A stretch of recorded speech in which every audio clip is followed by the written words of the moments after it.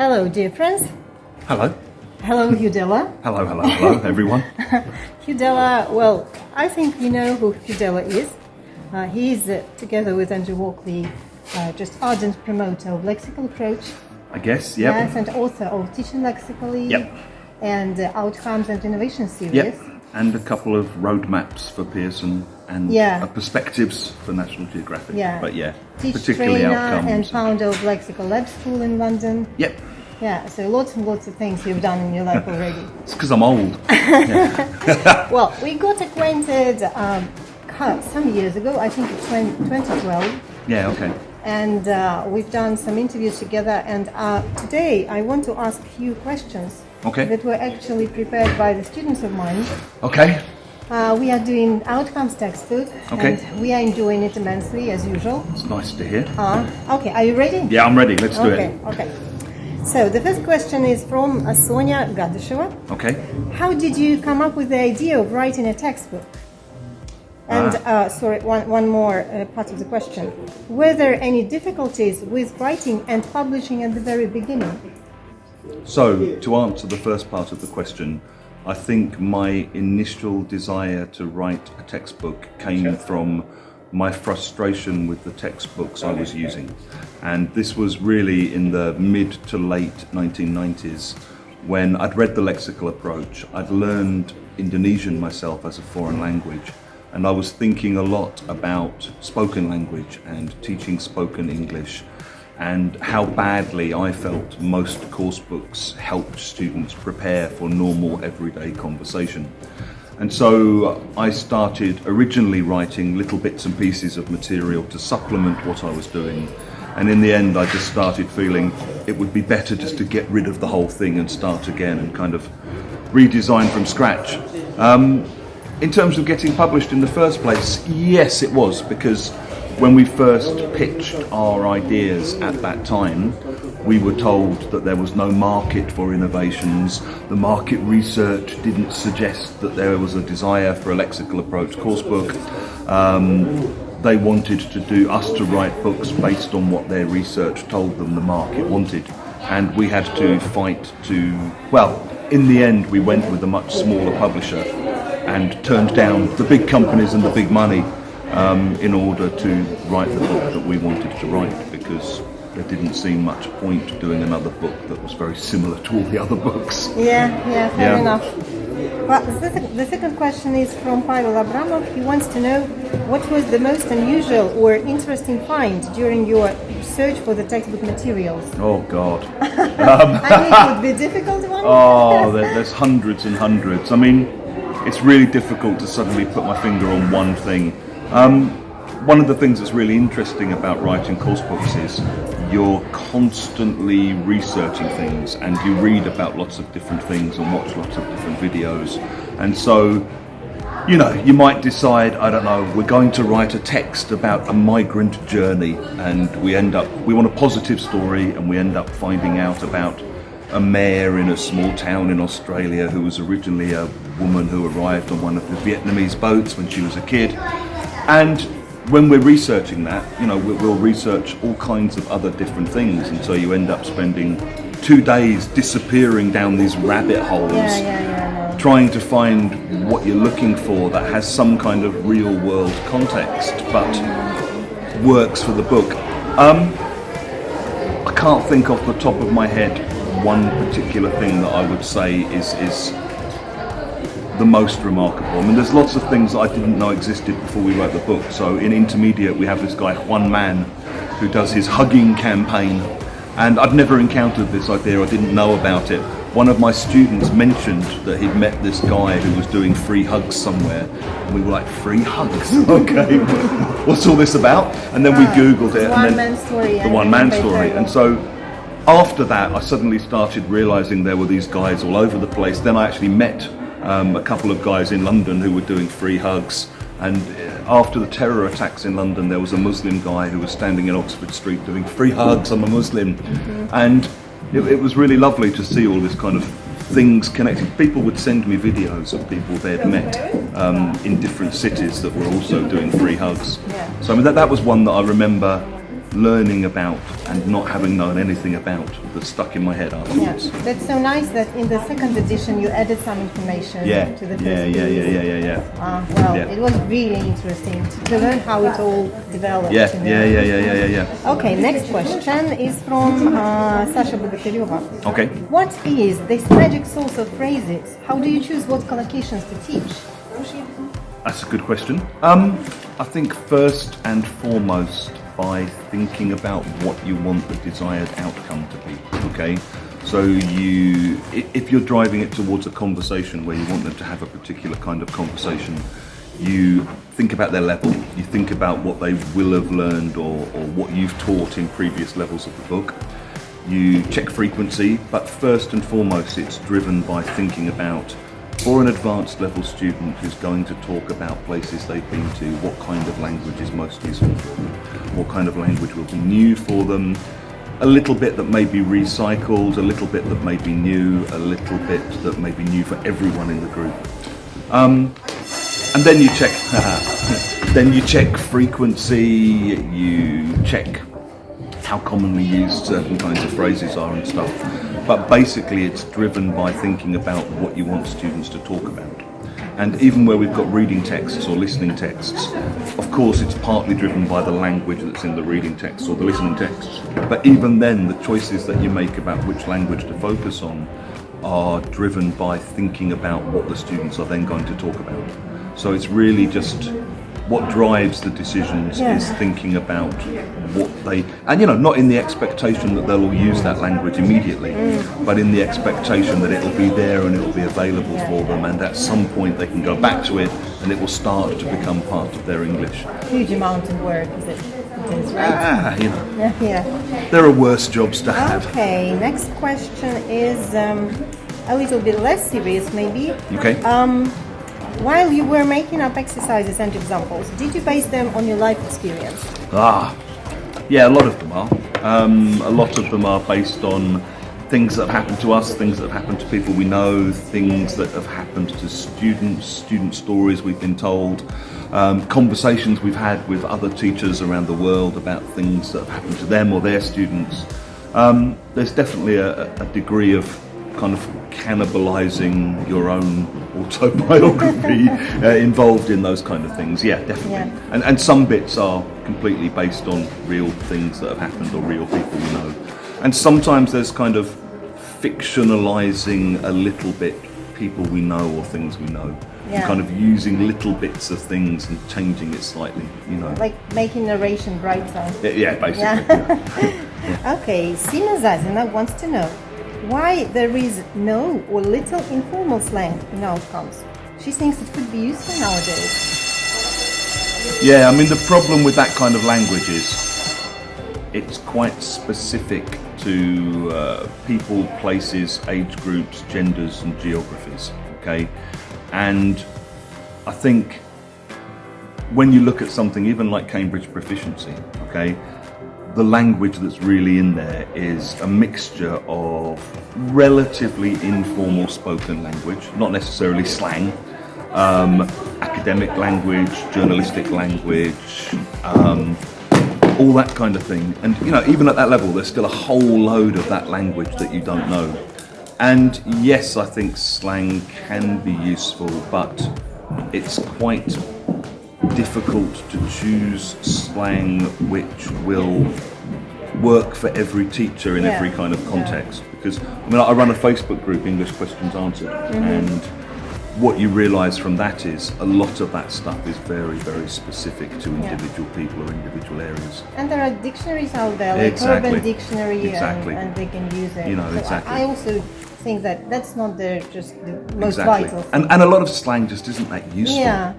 It's just not that useful. There are other things to learn which I think are more useful. They will learn it from serials and films. Okay, so from simple questions to more philosophical ones, as you do in your book. Okay. Ignatiy Kupov wants to know, what advice would you give to people who write textbooks like Russian for foreigners? Because we have the same stuff. Go easy on the grammar. It's a good question because I'm actually finally, after 20 years of coming backwards and forwards to Russia, I've finally kind of bitten the bullet, and I'm starting to learn Russian more formally. Really? I am, yeah. Oh, just the misery that I decided not to include because there are too many, but there was a question. So I'm have you ever learned learning. Russian? Well, I'm trying to. So I've got a teacher in Moscow, and she's actually translated into Russian the whole of Outcomes Beginner. And so I'm having this weird experience of being the victim of my own methodology. So she's guided by your book. She's basically doing the book, Yeah, but in great, Russian, great. and she's transcribed the whole thing into Okay. Cyrillic. You She's will tell me re-recorded all later the about audios. the I will. outcomes of your experience, okay?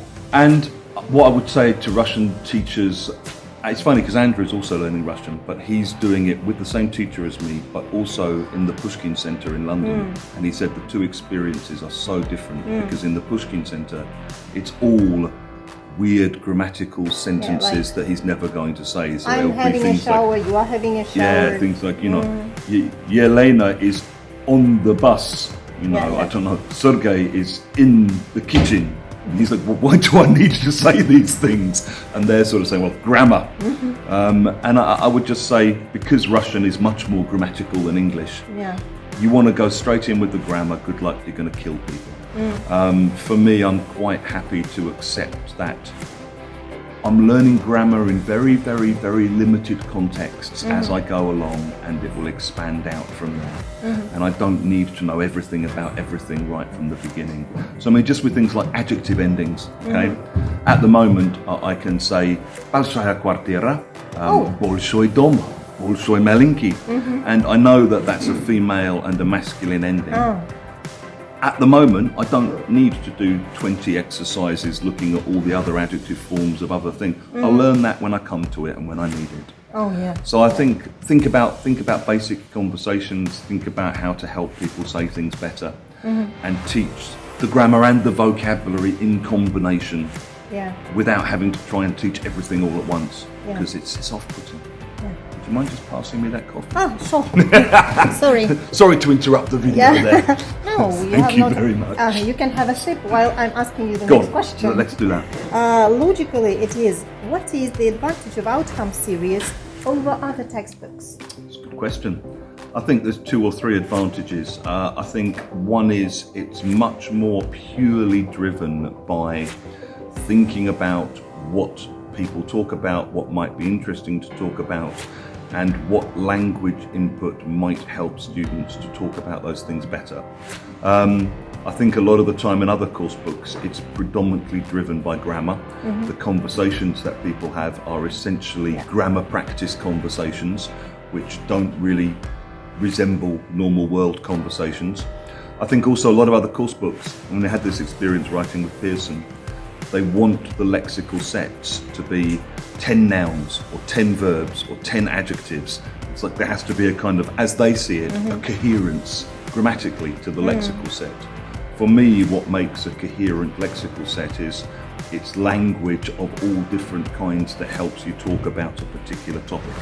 And it doesn't matter if 5 of them are verbs and 5 of them are nouns. What matters is, are the sentences that you're presenting them in helpful for students who are going to talk about those things? I think the other main difference, 2 main differences maybe, is because of the way we write and the way we think, there's a lot more looping and recycling of vocabulary. Yeah. So we kind of weave the vocabulary through the books a lot more. Yeah. And so I think a lot of publishers will just say, that word's already been taught in Unit 12, it must never be seen again. That grammar structure was done in Unit 5, let's not expose them to that again. Yeah. And I think because we're working much more from spoken language, from normal conversation, students get more chance to see how the grammar and the vocabulary interact repeatedly over time. I think the other final difference is, because of who we are as people and our backgrounds, we're not as interested in promoting British culture or representing a kind of positive vision of England. I mean, you know, at the moment this gets harder and harder to even think about. It's like, it's just, you know, as we collapse into Brexit. I would say your textbooks are very Russia friendly. Good. Because now and again there's Good. an interview with some Olga was Yeah. studying Well- English and has very high level, or We've both spent a lot of time traveling and Yeah. meeting teachers in different contexts, and we've taught students from all over the world, and we both have kind of slight outsider perspectives ourselves on our own country and our own language and culture. You know, being like a South Londoner and a Brummie from Birmingham. Neither of us speak RP, neither of us went to private schools, neither of us come from that kind of, you know, British Council, posh upper middle class vision of what England is. And I think we have sympathies with the idea of non-standard accents, non-standard lives, non-standard realities that aren't always reflected in course books. which is why so many people can relate I hope to so. topics and I hope so. questions that you are raising. Well, the next question is probably, well, serious enough, but Lev Gudin wants to know, does the CEFR system seem right to you? Are you satisfied with its methods of estimating students' level of English? That's a really difficult question. Yeah. I think the CEFR has been a very useful innovation in language teaching, okay? I think it's had a slow burn effect on what we're doing as teachers. 20 years ago when we started writing innovations, more, 23 years ago, the idea of teaching particular kinds of conversations or helping students to have certain kinds of conversations better was really left field. It was like a kind of, you know, brain bomb for lots of people. I think because of the influence of the CEFR and, you know, maybe the small influence of things like innovations, the idea of teaching students towards particular communicative competencies is much more common. So I think it's had a good impact. It's, you know, even bigger mainstream publishers now talk about helping students to achieve outcomes, desirable outcomes. In terms of, you know, you have to accept up to a point it's an imperfect mechanism, because, you know, it will say something like at B1 plus students can talk about their feelings. So what does that mean? How do you assess whether or not someone can talk about their feelings? Well, the CEFR is a feelings? huge document, more than 300 pages. It is. I've read it. And It is. But it's, you know, inevitably it's going to be imprecise. So what that then means is, as a writer, as a teacher, there's space for you to interpret those definitions or competencies in particular ways. So, you know, you then have to think, okay, for an upper intermediate student, what kind of conversations about feelings am I expecting them to have? What kind of language am I expecting them to have? I think in a way, part of what I dislike about the CEFR is it kind of pulls back from saying we're not a phrase book and we're not looking to provide phrases. At this level you expect to find this grammar, you know, you might find some of this vocabulary. But thinking about it in terms of grammar and vocabulary doesn't help you think about what kind of language are you expecting students who at B1 plus can talk about their feelings to produce. So, you know, that's where the coursebook writers come in and where the teachers come in. So I think it's done a lot of good, but, you know, still I would always say flippantly that you can actually assess a student's level by asking them 3 questions, which is what's your name, where are you from, what's it like? And once you've got those 3 answers, you can basically tell, you know, you're elementary, intermediate or advanced. they need Broadly. some kind of set of rules to be able to take people on for a job. Yeah, of course. And, you know, I mean, this is where I think the Cambridge exams are still really good. I'm a big fan of the kind of Cambridge FCE, CAE, CPE. I think they're really good. What's interesting about those exams is, I mean, they don't test meta language, they don't test ability to explain grammar, they test your general competence and general knowledge of English. In one of your webinars, I heard you say a phrase like, I've seen a lot of students being able to pass proficiency exam without ever learning any grammar structure. I mean, Swedish kids. Yeah. You know, I mean, they can use all this stuff and they don't know what it is they're using, but they've just absorbed it all. And I mean, the same way as you could probably pass CPE in Russian. You know, I'm guessing you could do that. Wait, you need to know the format of the exam still, but You do, but yeah. that doesn't help you if you don't have enough language. Yeah. You know, you need to have the language. In one of our previous interviews, you gave, I think, the essence of everything you do. you teach normal ways, natural ways of saying things. Yeah. And this is what I try to stick to and teach my students. And in terms of the levels, well, from the very beginning, whatever group comes to me, I say, if you just aspire to pass an exam, this is not interesting. But if you want to learn different normal ways of saying things, open yourself to different cultures and taking English just as a means of communication, this is going to be great. So don't care about the level.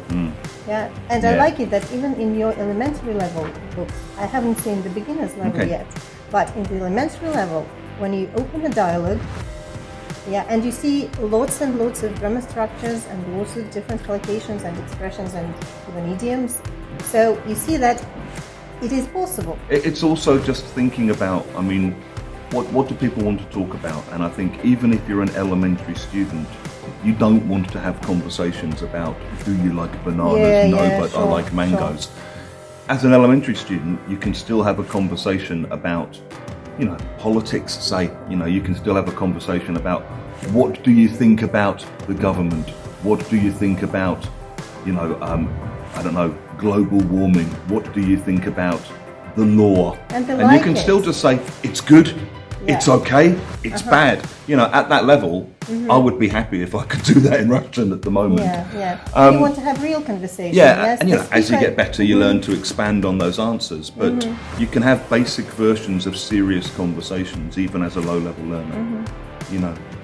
Well, actually, they prepared so many questions, but I just decided to use some of them. And the final question, they're very keen. From me, you know that I'm running this festival. I do. Festival of Art and Culture for English-loving students at the Institute of Philosophy. The last time we talked, I asked you the question about time. Do you remember what time you would like to be in? And you answered that the 60s because of the music. Yeah. And now the topic of this year's festival is health. Okay. What health would I like to be in? Well, any kind of just ideas that come up. Connected to health. Yeah. Are you leading a healthy way of life?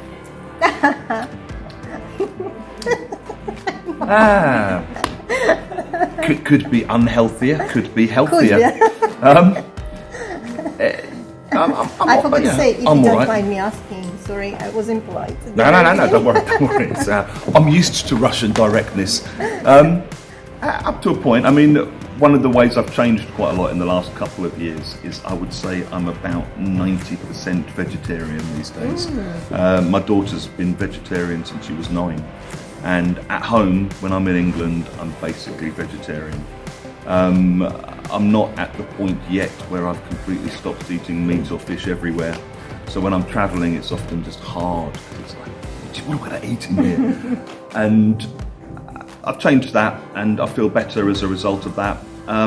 Don't do as much exercise as I'd like to, although I have recently rejoined the gym, which is good. I enjoy doing that. I need that kind of physical outlet. Still occasionally have a cigarette sometimes when I'm travelling. It's okay. Still drink. Can't really imagine a life. People person. Can't really imagine a life without being able to have a drink every now and then. Still singing. Still singing. Healthy enough? I don't know if that's healthy or not. I mean, singing is always healthy for your breathing. I think lungs. There are many ways of looking at health. Okay. Definitely. And I think it's also to do with just kind of keeping your mental health well balanced and generally doing things you feel good about and trying to avoid things you feel bad about. It's not been easy in England the last few years because we're in such a sort of peculiar, stressful, tense, divided kind of environment, and I think everyone's mental health has suffered slightly as a result. It's seriously, you feel it in the country. You feel this kind of tension on people that we didn't used to have. I could be unhealthier. I could be healthier. And is probably healthier than me. Since we got acquainted, you haven't changed a bit. Nah, thank you. It's because I've always looked old. So I want to thank you a bunch for giving me this interview, and I can say that after I give students to watch the videos that I make with you, their motivation to study just good keep going. Yeah, just rises very, very quickly. So thank you, Peter. Welcome. Welcome. Yeah. Thank you. Thank you very much.